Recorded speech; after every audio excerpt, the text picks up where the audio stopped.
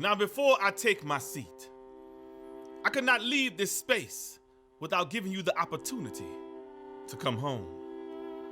As we gather together in this place at this time, I ask that every heart and every mind be open, be clear, be unfettered by fear, and every soul within the sound of my voice, within the beat of this heart, knows a place called home.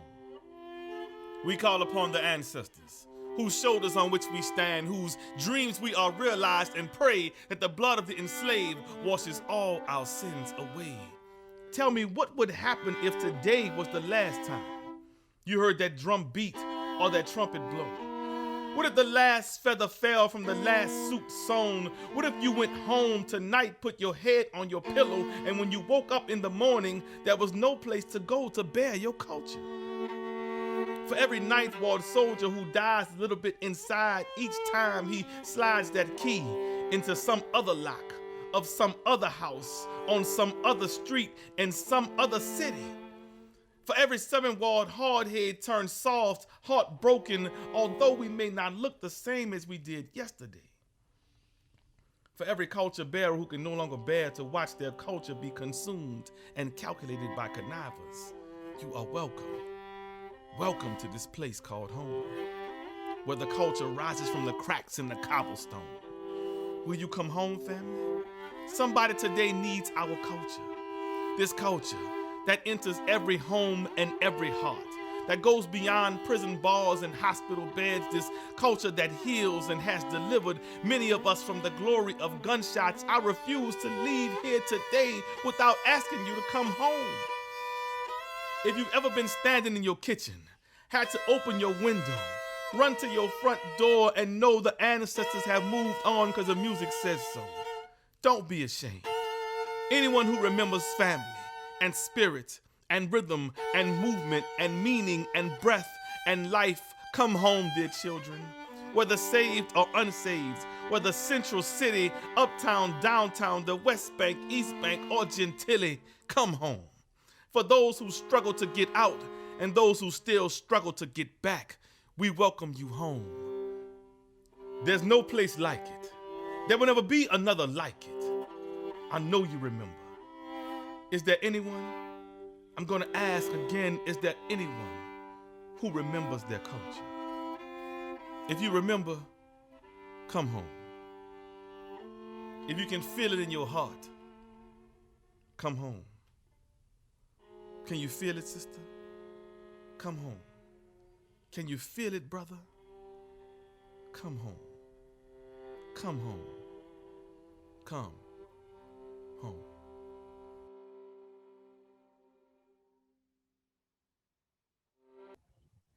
My name is Monique Verdin, and I'm super honored to be in such sweet and fierce company today with Stephanie McKee Anderson and Kathy Randels.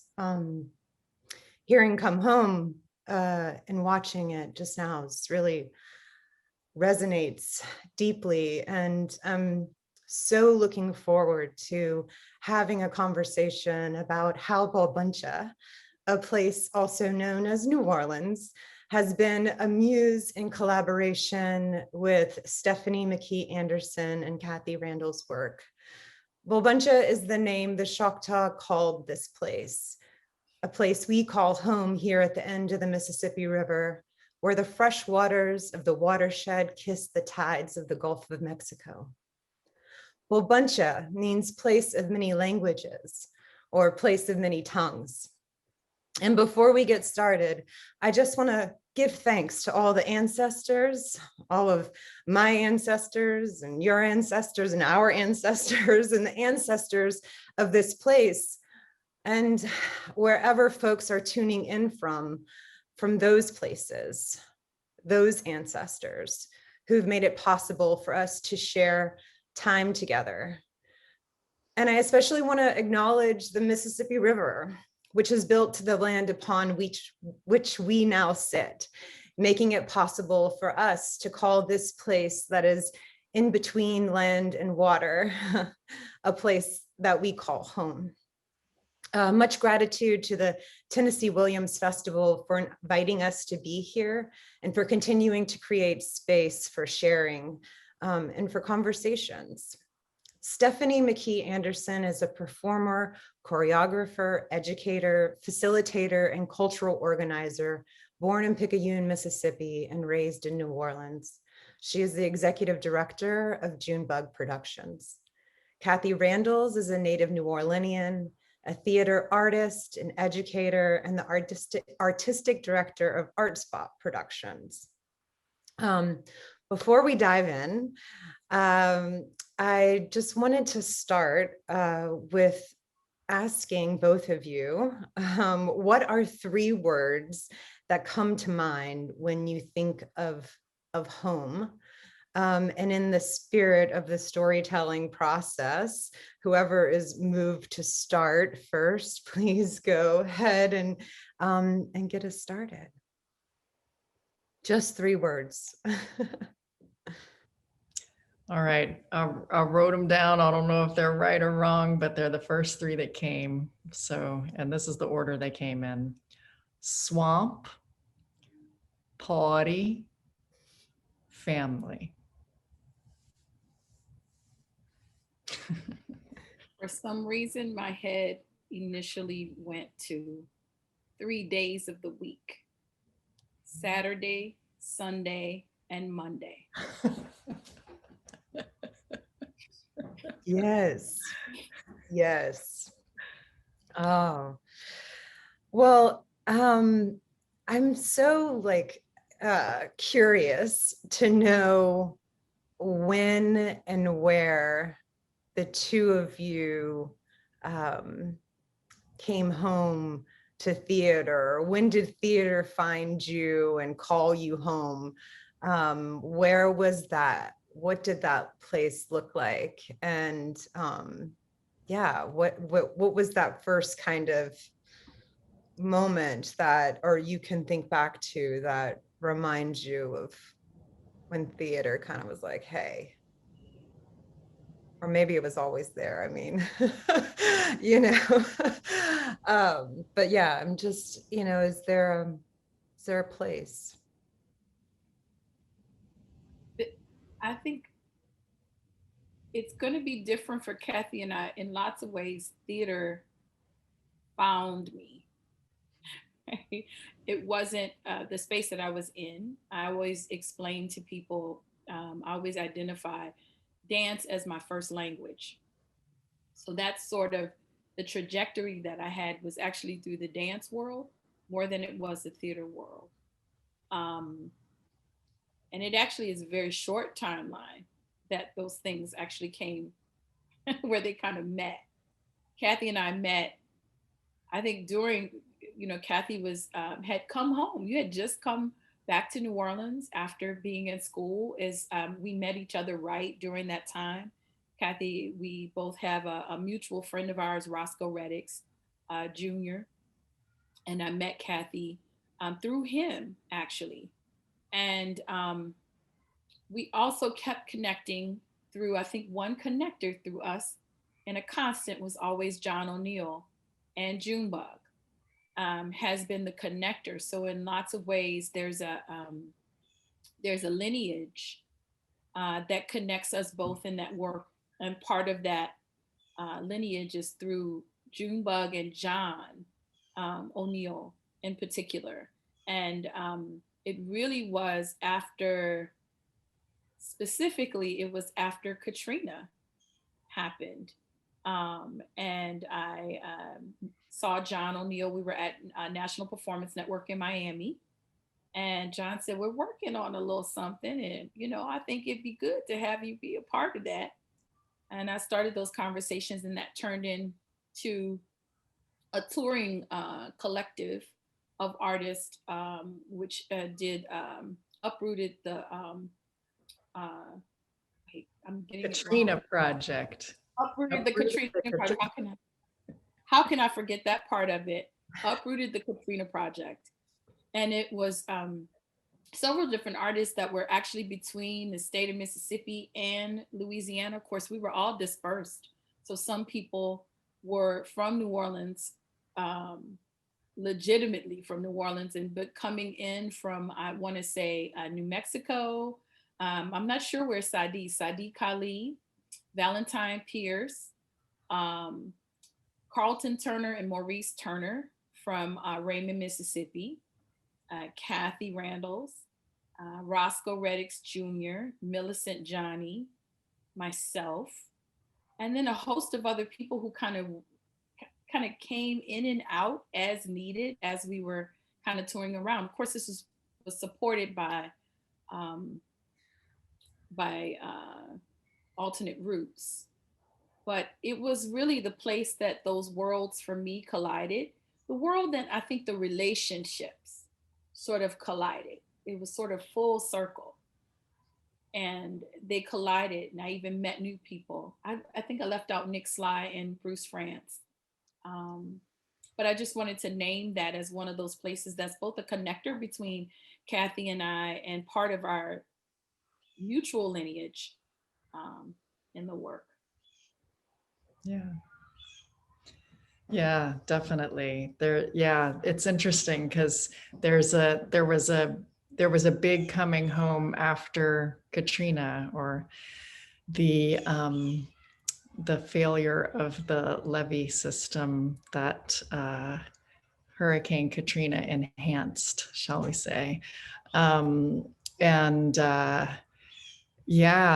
why I love the video. The come home video is so beautiful because it so captures that moment when we all, unless we were essential workers, once again, nobody could be in New Orleans for the first month after Katrina.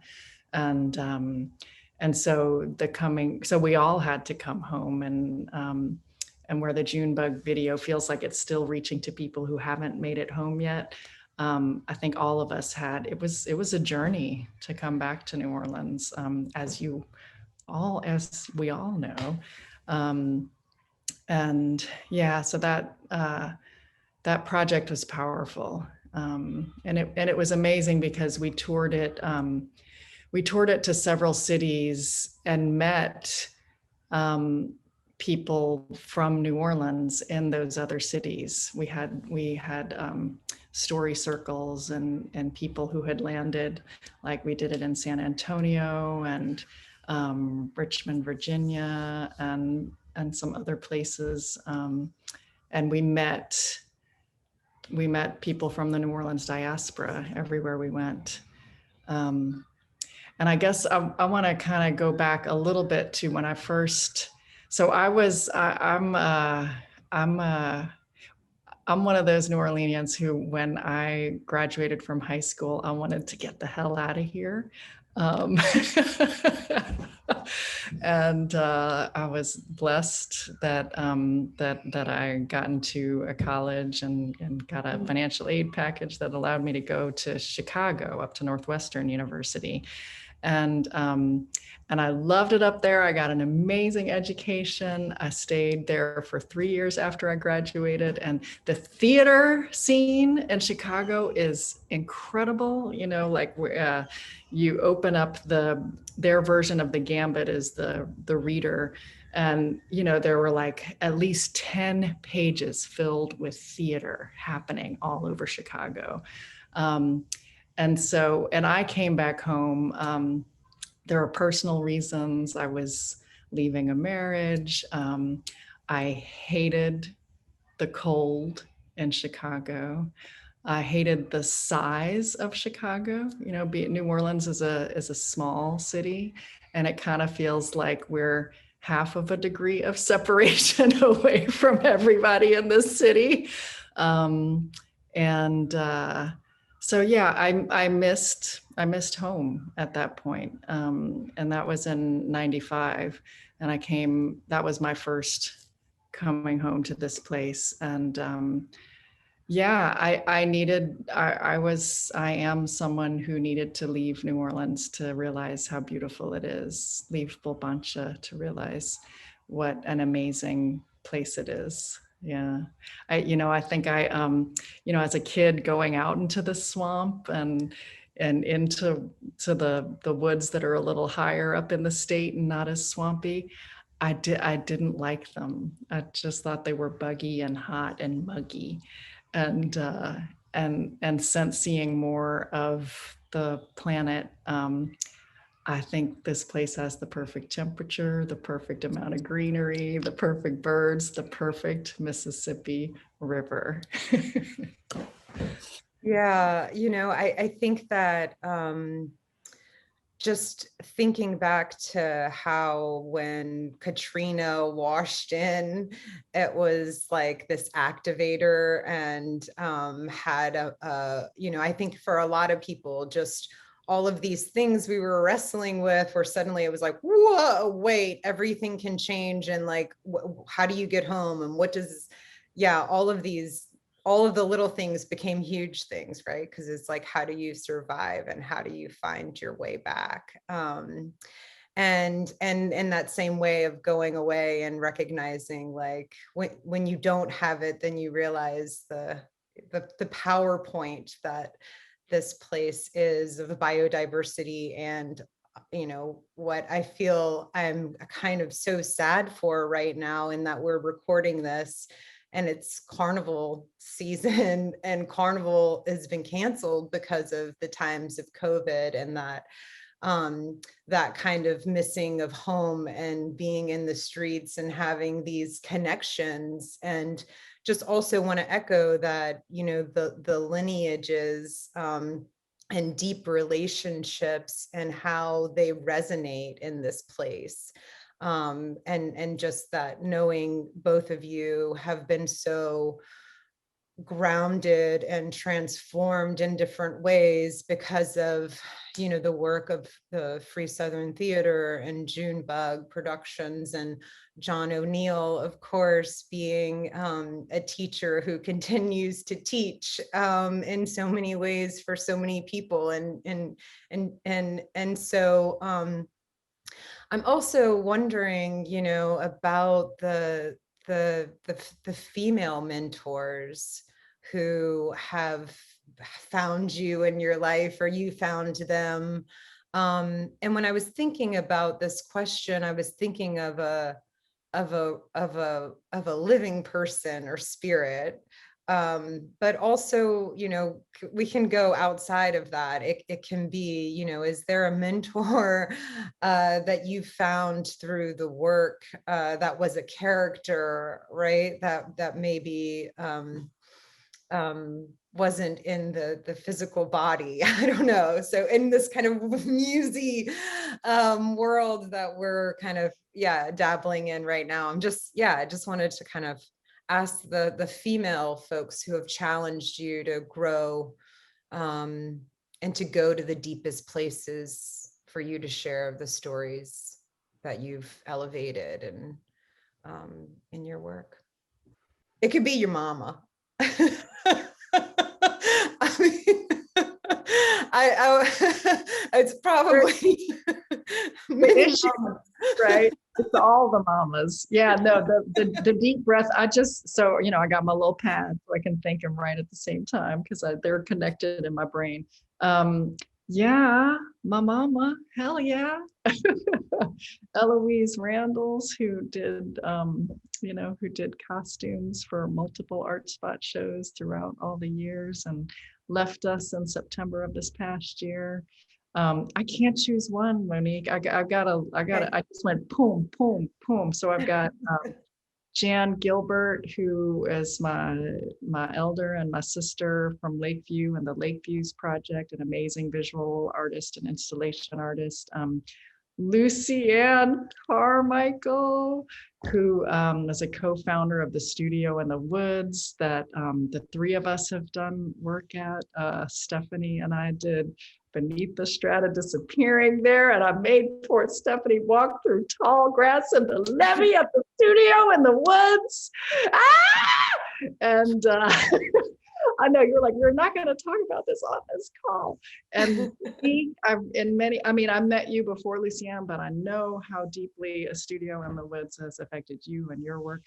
the two of you have been my mentors on all the projects that we have done together, and even the spaces in between the projects. You have encouraged me and challenged me and inspired me throughout all of these years. And I gotta give props to Adela the storyteller, who in many ways was my doorway into Junebug Productions way back when I first moved back to town in the mid-90s. They did a Women's History Month celebration every year, and I think we were on a similar bill, Stephanie. You said I came through dance, but you were always doing theatrical dance, Ms. McKee Anderson. Her company was called Moving Stories. So story was always very integral to your work. And Carol Sutton, I remember one of those early Junebug performances Carol Sutton performed, and I think it was my first time seeing her perform. And yeah, so many muses here. Mm-hmm. I mean, a lot. The only muses that did not come through my connection to Junebug would be Dorothy Cooley and Willie Mae McKee, my grandmothers, and my mother, Brenda, and all of the other women that are on the Cooley side of the family, and there are a lot of them. Um, uh, and I think that they're muses for a few reasons. It is how they carry themselves. It is how fierce they are, how fiercely they love, um, how they stand up for what they believe in, and seeing that, particularly a family and the things that they believe in. I think that that is something that has carried over into my work. Also, in a strange way, it is this idea of hospitality, of women, and of the things that you do because you, out of love, not out of obligation, but out of love. um, I am always inspired by that. And those little anecdotes and things that they turn around and they tell me have actually gone very far, particularly for women who didn't go through, don't are not college educated. The idea of being a person of your word, um, of being able to like go through and talk through the hard things, especially with out of a place of love, um, has been a practice. And I say practice because I don't always live up to it. It's hard, but it is a practice. And I saw them do it time and time and time again. Um, and who knew that some little ladies from Picayune, Mississippi could really give you advice to help you navigate these worlds that are, predominantly white, worlds and institutions, oftentimes spaces that I'm one of a few, if not the only, um, and how to stand up for myself and be very clear about who I am inside of those spaces. Um, those are the family members that have been muses. There are a host of other people that come through Junebug. Linda Paris Bailey, Dr. Doris Derby, who was also a co-founder of Free Southern Theater. And I'm so grateful for getting to know her. She's the only living co-founder of Free Southern Theater right now. Asatua Moram Nkum here with Kumbuka, Adela Gautier, who also was my connection to Junebug. People often think that it was John, but it was actually Adela first. And Tommy Myrick here in New Orleans. Wow. Yeah, it's great to hear the names of the ones who, continue to challenge us, right? Like, even if they're not here anymore, those voices that will follow you and celebrate you and call you in when you need that too. Yeah, I think of New Orleans as feminine. and it is so, you know, you spoke of not a made up entity. I kind of made up Mama Nola, for that was the character that I played in Uprooted, the Katrina project. And and she is New Orleans. She's not Bolbancha. I think of her as French descended. My kind of backstory for this character is that she was a casket girl who came over and you know, lived with the Ursuline nuns and was supposed to get married, and she escaped getting married, and instead she became like the madam of the brothel of the city, and so she knows everybody, and she loves pleasure, and she also loves money, and yeah, she's a tricky lady.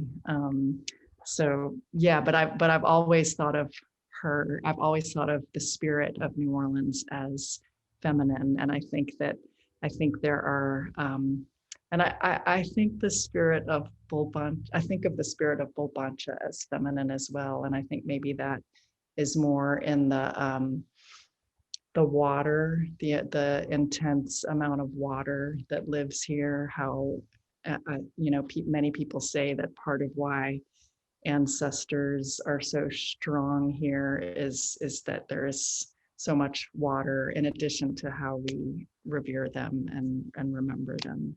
So Yeah, we're like in the womb.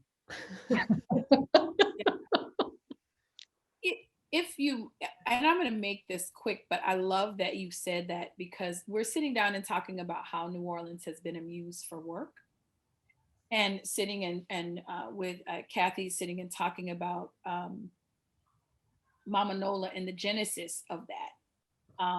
Is something similar for me, and that when we were making Gomila, we were talking, and every time we mentioned New Orleans, we always assigned it to, we always said her and she.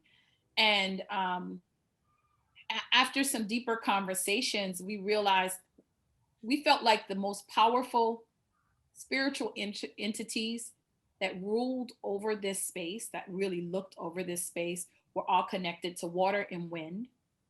And so we, Oshun for river, looking at her with the river, and looking at Yemeya for like the ocean, and also wind with Oya, right? And we felt like New Orleans was the space that those entities intersected with in that moment, because something needed to happen. There was somehow a spiritual reckoning that needed to happen, and so it needed to happen, right? And it was like, it was tough, but it was something that was going to be a great lesson for all of us, and that we would learn things, that we would go back to old ways, that we would remember things.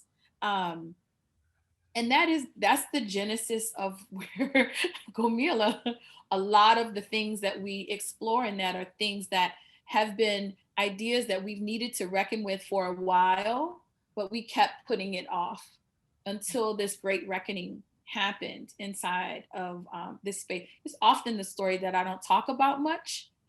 I don't ever get the opportunity to talk about what is the genesis of the thing. Where does that come from? It's not just in my little twisted mind, but it is really through conversation and the interrogation of what's happening. What do you think is happening in the moment? I'm so glad you said that, Kathy, because I went, oh, yes, of course she is. So my introduction to Kathy's work was Mama Nola, and it was 2006, so right after the storm, and at the Ashe / Zeitgeist on Aretha Castle Haley. And yeah, I think that whole, the intersection, right, and the crossroads that this place is, and and how the wind and the water challenge us and remind us of the nature. And just like in this place being a womb, this place is also a hot spot for biodiversity, and / legacies of colonialism, which, yeah, I think this might be a good spot for us to watch a little bit of spaces in between, and see some of that work that Kathy wrote and directed. Yeah, that came out in 2007 originally, but 2013 is when this piece was finished. Great, thanks.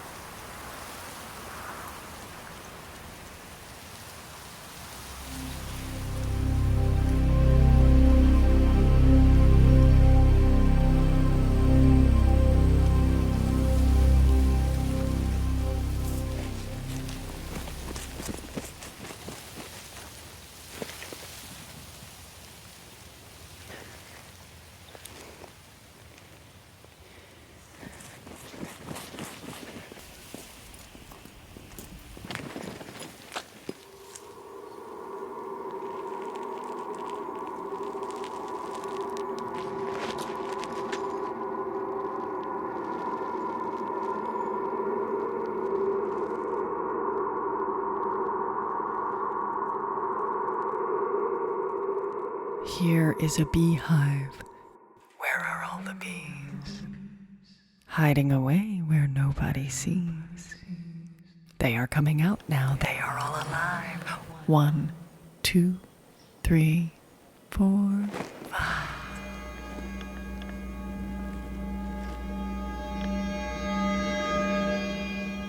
She remembers. She remembers what places were. She remembers this place before it became what it is now.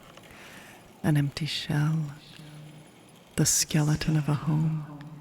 She remembers through the ghosts of beds and dressers, through the walls that are no more, and the pretty wallpaper her mother let her choose when she was 12.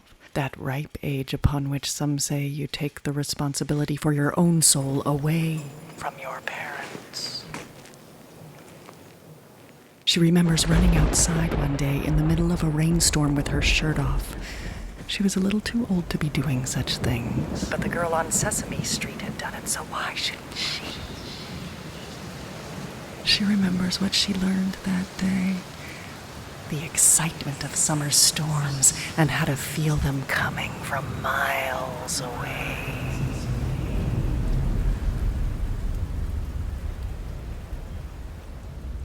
When she was 5, she tried to fly. She crouched right here, like a little bird. She thought if she wished long and hard enough, she'd turn into a bird and fly away. She tried, she tried, she tried so hard she cried. Then she went back inside.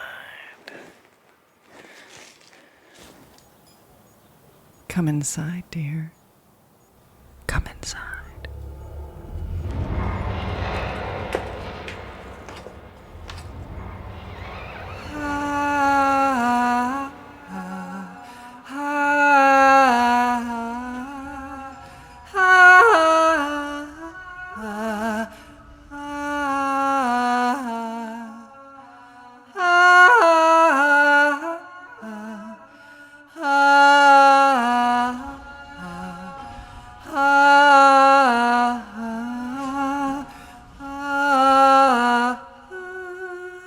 She remembers the cruelty that was inflicted upon her middle sister, the one who always protected her from the others because she's just a little girl.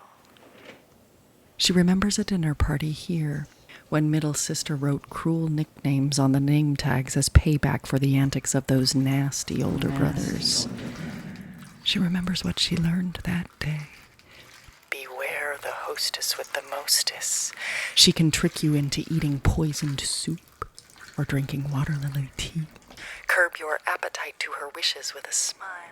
I know nothing of these wiles. My intentions for you here today are pure. Come, have a drink. The water's fresh. I drew it from the well myself this morning.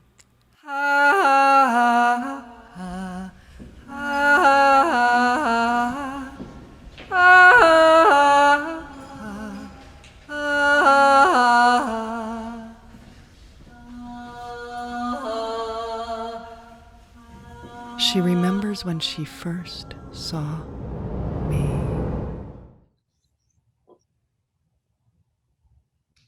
So the last 15, 16 years here have been kind of a wild ride, and we've been challenged by many different circumstances. I think I would argue they're all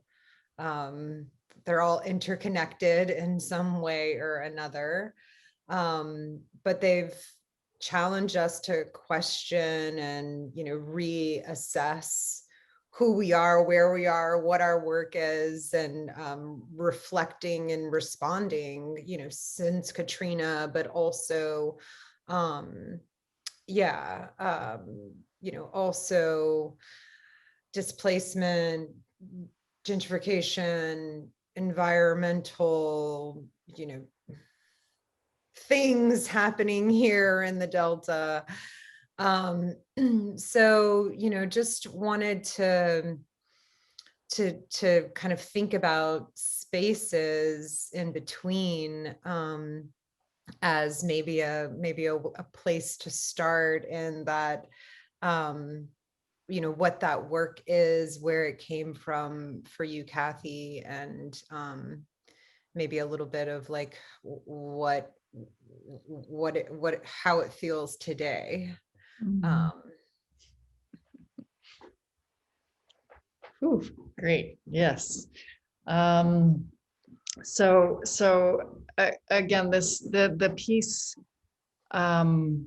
I created the piece for, there was a project that Stephanie and Junebug were also a part of called Home New Orleans. And it was in 4 different neighborhoods of the city. And I was working, Jan Gilbert was kind of one of was kind of the main instigator of that project. And then it like grew and had so many people were involved in it. And so Jan and I, we were halfway working on our piece. She was doing a piece called Biography of a House, about her house in Lakeview that had flooded, the home she grew up in. And our piece, our portion was going to be a tour through Lakeview. And when we got to like doing the logistics of the map, we realized that our houses were 1.5 blocks away from each other. And we hadn't known that, we'd both been working on our pieces. And I was like, oh my God. So not only, were our houses that close in terms of the art and the bus tour that we were going to be taking people on, but we had grown up that close to each other. We didn't know each other because she was a generation ahead of me. But still, so that, that was an amazing discovery. And I made another piece as that was part of the bus tour. So that house was the Pastorium of Lakeview Baptist Church, which is the church that my father pastored for 37 years out in Lakeview on Canal Boulevard. And so I also made a piece with my father and my mother and about 5 church members in the church, because the church also was flooded, had about 6 to 8 feet. And I, while I was watching it, I actually remembered another Muse mentor, Carol Beebell, and she came. We did a story circle after that performance, and we were talking how to make it short. I can't. I'm gonna try. So in many ways, the Lakeview Baptist Church was kind of my first really personal experience of colonization and gentrification. And it came the Baptist Association saw that our church was an older congregation. We were very small. Some of the people had died in Katrina. A lot of the people had went away and were not going to come back because they were elderly, and it was too hard. And there was a young church plant that had come to help rebuild the city. And so the people higher up were like, oh, let's put the young church in with the old church. And it didn't work out very well. My father was not the pastor at the time of Katrina. The current pastor left the church, and my father stepped in to kind of keep it alive. And my dad became the general contractor for the church during the rebuilding period. And anyway, the youngers basically took over the leadership of the church. And my father, actually, I have to say for the record, was happy about this.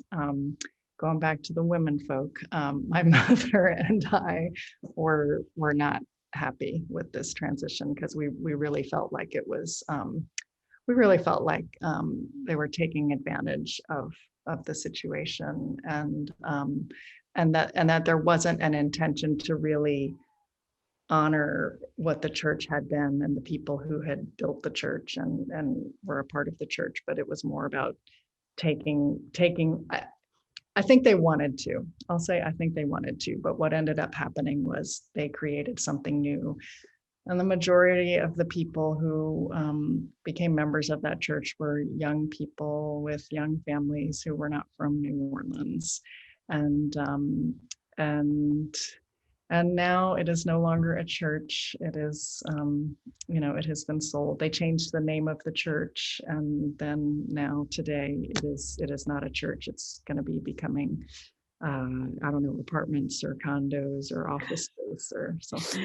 I didn't mean to laugh. I was going to say condos, like as a joke, but oh. But it's really intense and interesting and layered, because Lakeview was a white neighborhood for a really long time. And I mean, I think from its birth, it was a lot of the people that my dad served in that church were World War II veterans. And it's interesting because I did a piece for the Junebug Environmental Justice Festival back in before Katrina, back in '98, called Lower Nine Stories.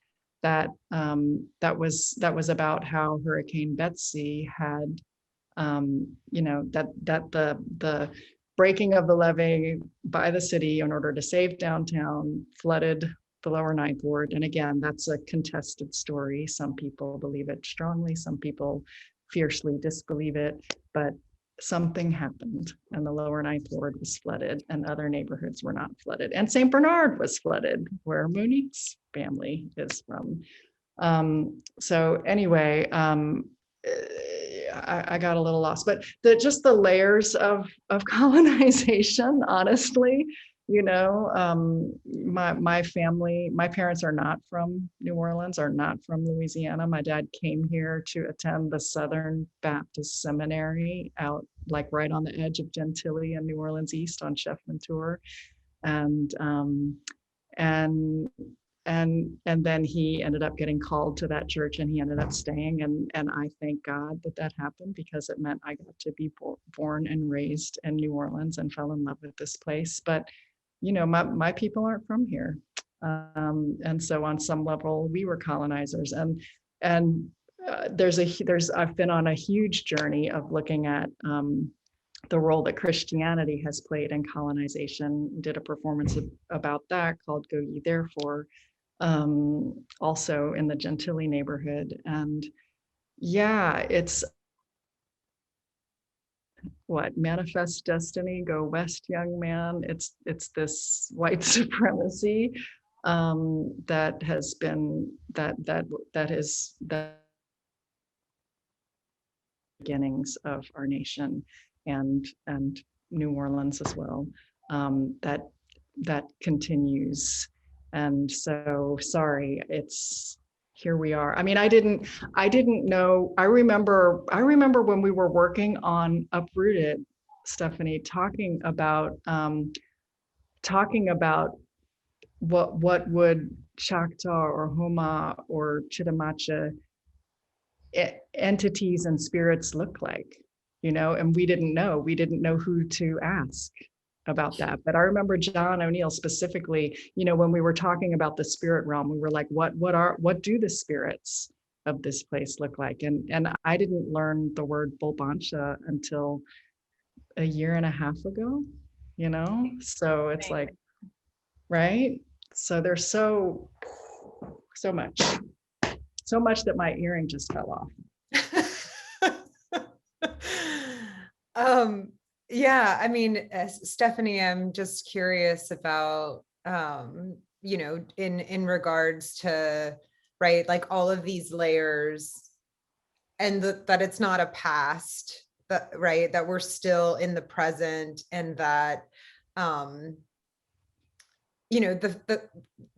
it, living here, what I've been grateful for and also burdened by is that it's in your face all the time, right? Like you kind of can't hide from it. Like for me, I drive past 2 oil refineries every day and I like know what that means. So one example, right? But we're also surrounded by this infrastructure and we're in a colonial city. And those legacies, and realities of present day. So I'm just, what is it that I think of both of you as such anchors here in the city? And I'm just like, what is it that anchors you? And, it's just to go back to what you were saying, Stephanie, earlier, which I love. It's like, it's not out of obligation, but it's out of love. Like, where is that? Or what is that love for you that keeps you doing and being and connecting and continuing the work? Yeah. Those are a bunch of questions. You can take it. That's okay. That's totally fine. The love runs so deep for me. It's why, so we oftentimes will assign and say community as one big thing, as though New Orleans is like one community, but there's so many different communities that I'm a part of and come out of, that I love. It's almost like, it's funny that we're talking about the homecoming project, because there are spaces that you feel at home. Coming as a little girl from Mississippi, not for nothing, New Orleans is big city. Picayune's very small, right? And so coming here, this is big city. It's another way of being and another way of like connecting. I want to say the first time, I didn't necessarily feel it in elementary school. But by the time I got to high school, I felt like I was home, because my high school experience was, I think, one, the school was located near Treme. And two, there was so many things about that felt like a homecoming for me. It's funny because in lots of ways, the things that drew me to, and why I love and talk about my high school experience as much as I do, is because that is also, a lot of that is the inspiration for Homecoming Project. So I'm going to speak a little bit about the genesis of that, because these things are tied, right? So John thought about Homecoming Project as something, we were sitting down and talking about what are the spaces in which people feel drawn to come to every time. So we talked about family reunions. And we talked about this special space that HBCU, historical Black colleges and universities, hold, right? And I said, it's interesting. I would be more prone to go to a Howard University homecoming or a Tuskegee University homecoming more than a Florida State University homecoming, right? It just wouldn't pull me in the same way. And we started to investigate, well, what does that mean? Why is that? And that's because it's something about that space that gave you a healthy sense of who you were and that you were fully accepted in your wholeness. You were accepted inside that space. You belonged in that space. So there was a great sense of belonging that they were able to give you. And that became the jump off point for Homecoming Project, right? Is if New Orleans is a space that people love so much that they felt like they had a great sense of belonging, right? To be there in the first place. What is something that we can turn around and do that helps people feel, that is almost like a beacon? It almost is calling them home. It's like a moth to the flame. What are the things, what can we do to help people come back? Of course, that is the space of interrogation and of experimentation and things, and so we're constantly going back and looking at that. Now, this was something that was in John's mind back in 2009, I think, were the early conversations about that. But we've since 2011 was the first time that I started working with him on it. And the 2011 one wound up being, it takes different forms. So the 2011 form was a second line through Treme. And we felt like that was the right space because we felt like, okay, let's start this in a space that we feel like is the epicenter or the heartbeat of which all other things kind of come out of. And so we felt like Treme was that cultural home for Black culture. We felt like that was the cultural home. Congo Square, Treme. So let's start in Congo Square. Let's start at the beginning, right? And let's give homage to that. And let's go through the streets of Treme, highlighting stories of different spaces that people maybe have forgotten about, right? But we didn't see them as abandoned spaces. We didn't see them as the new spaces that they were. We saw them, if these glasses were glasses that every time I put them on, I saw the spirits inside of the space, that's what it was. I felt like every time I go there, it felt alive. It felt active. It didn't feel like, even though it had on this other pretty dress, I could see all the other person that it was, right? And we felt like that was important stories. One, it was affirmation for the people who do remember. And it was information for those who don't know. And that perhaps those intersections were spaces that could help us all come together to figure out the next step. So, right, this project of this artistic investigation that we're going through is only one step. But the next step is that hopefully that is helping us understand that we both have a love for this city. We both need to be able to exist here, but we both need to honor and respect the various spaces that we come in order to make this a space that's better for everyone to live in. That's really the beginnings of what that is. And like in 2011, it was, the second line. In 2016, it was the 11th anniversary of Katrina. So we did that in Congo Square, and that is where the Come Home actually, we began that investigation as a group of art. There's a group of artists that are lead artists with Junebug, and their Homecoming Project lead artist. And we said, let's think about what home is and let's investigate that. And for me, again, calling on the spaces that I've been raised in and coming, and this is another thing that Kathy and I have in common, is coming up through the Baptist church. And my dad also went to the Southern, to the Baptist seminary. That's, we keep talking, we might be related. I don't know. Who knows? But the church has been a great muse for me. It is, being in Mississippi, as you might well imagine, there are no museums, like talking about it, not in Picayune, no museums, no dance studios, although there might be now. But I didn't get that. My first experience with anything musical, creative, or anything comes out of the church. And so part of that, as that Baptist church service, is always when the doors of the church are open for people to join. And I talked about what a compelling and sometimes really emotional experience that is, when somebody, like, the doors of the church are open, where you're calling people, right, to come, right?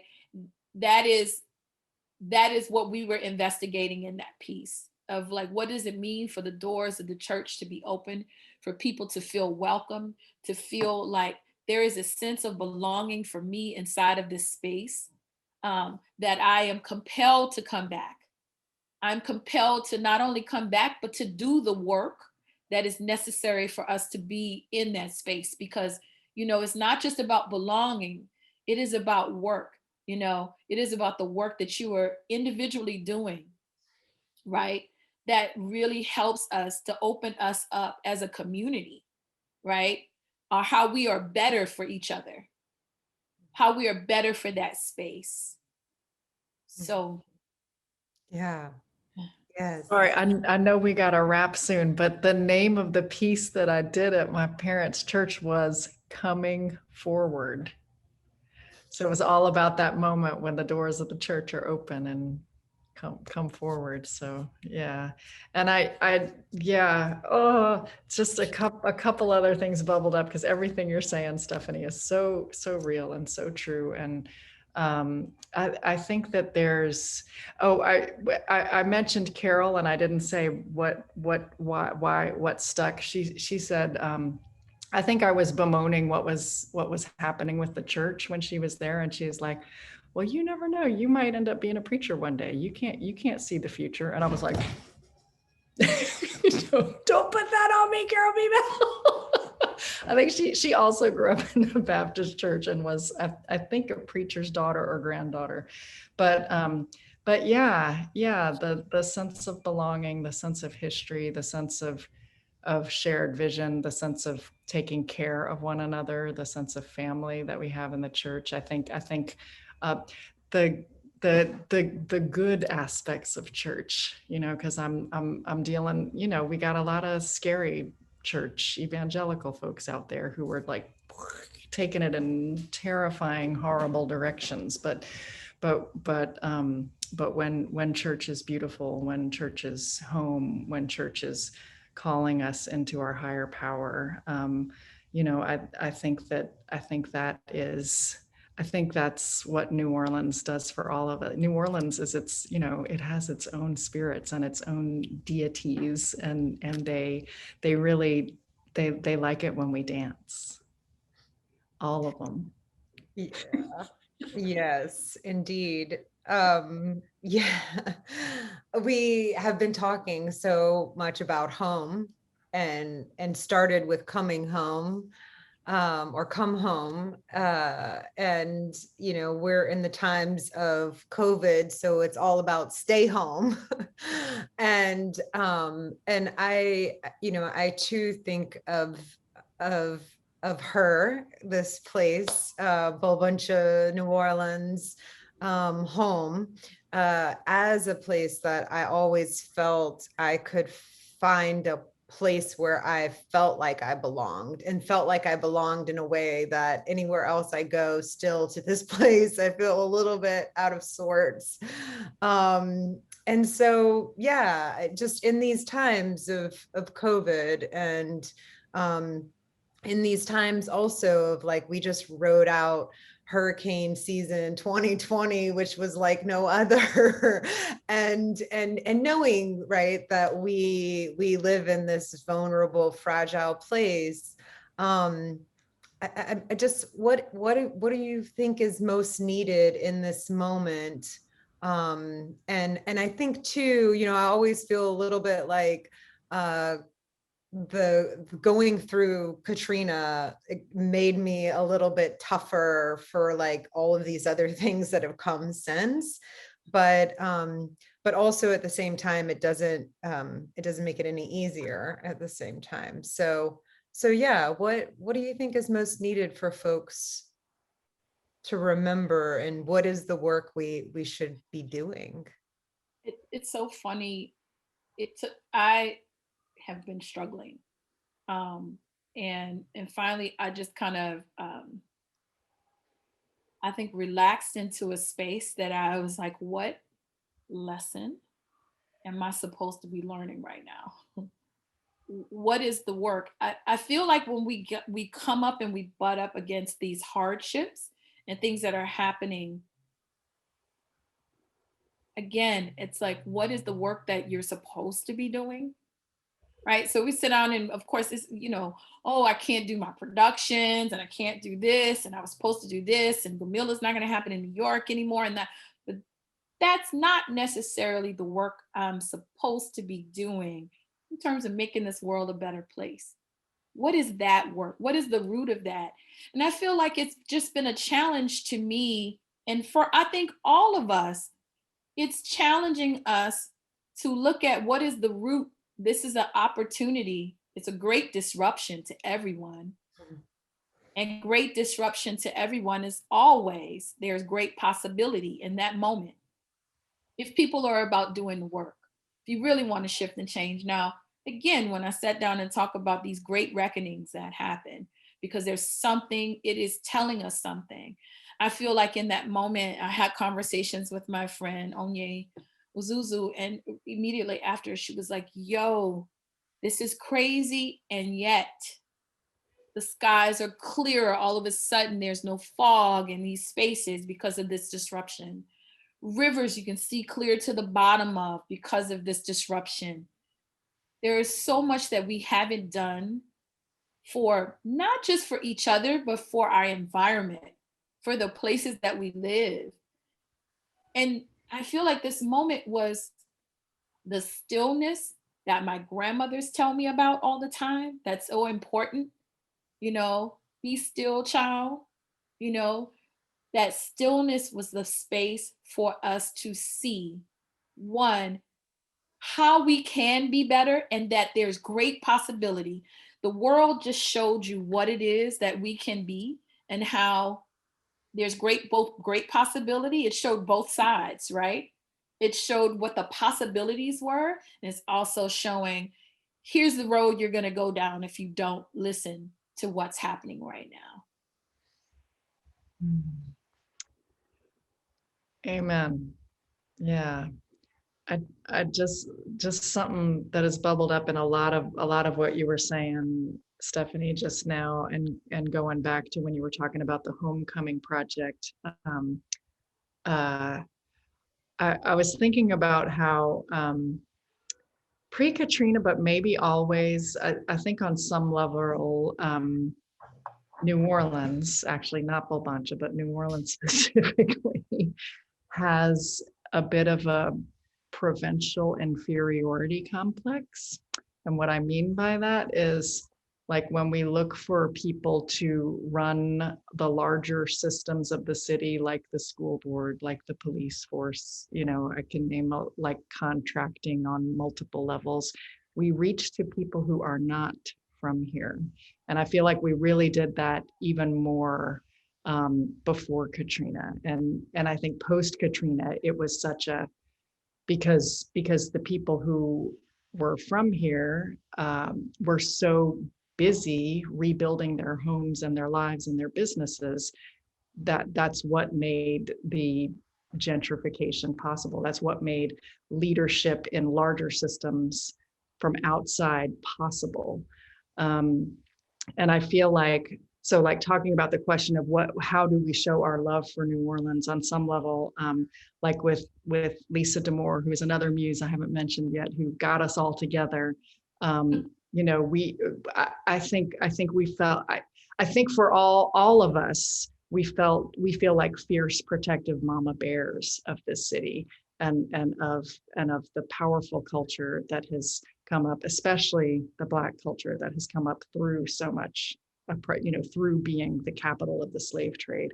The Black culture of New Orleans is the dominant culture of New Orleans, and especially the creative expressions and art forms, the music, the jazz, and how I guess what I see and hope is happening now is that in this stillness that you're talking about, Stephanie, we are those of us who are from here are stepping into the spaces of no, we know this place. To quote Sonny Patterson, another muse, we know this place, and we can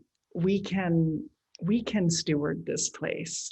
We can lead this place. Let's create space for the people who do know, who are of, and who have been shaped and loved and molded by this place to lead this place. And I mean, like, it just gets right into the song that we learned through Alternate Roots and Sweet Honey in the Rock and June Jordan's words. We are the ones we've been waiting for. And so I think maybe that's my prayer for this place and this city today, is to keep digging deeper and deeper into the roots of who has stewarded this place from before it was the city of New Orleans, and who has stewarded it all along, and how do we put her best interests at the center of all of our love and work and efforts. Yeah. I'm so thankful for having this time to be with both of you. I wish we were in a real room together. Yeah, it's helped my heart to see you. And you know, for those watching, please go to Junebug Productions and ArtSpot Productions, where you can follow and learn more about the work that these two amazing muses are, as I said before, in collaboration with all the spirits in the community, and in this beautiful place here at the end of the Mississippi River, New Orleans, Bulbuncha. And so grateful again to the Tennessee Williams Festival for giving us this time together. Thank you, Monique. Thank you. Thank you so much.